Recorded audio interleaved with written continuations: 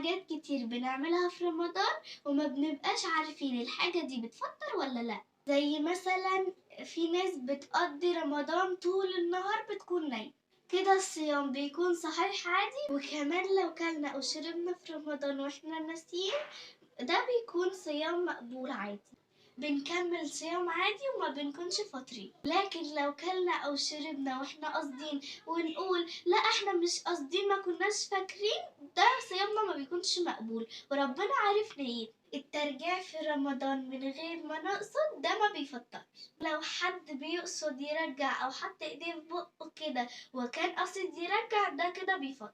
التبرع بالدم في نهار رمضان ده عادي ما بيفطرش، ده بالعكس بيكون ثوابه أكبر. حقن العضل أو حقن الوريد ما بتفطرش، حتى حقن الفيتامينات ما بتفطرش. ولو في بنت مش محجبة بتصوم مكياج في نهار رمضان عادي ما بيفطرش، بيقلل من ثواب الصيام. وكمان الكريمات والمراهم اللي بندهنها على جسمنا مش بتفطر، والقطرة اللي بنحطها في العين مش بتفطر، لكن القطرة اللي بنحطها في ودنا أو مناخيرنا وصلت لبقنا يبقى كده هي بتفطر.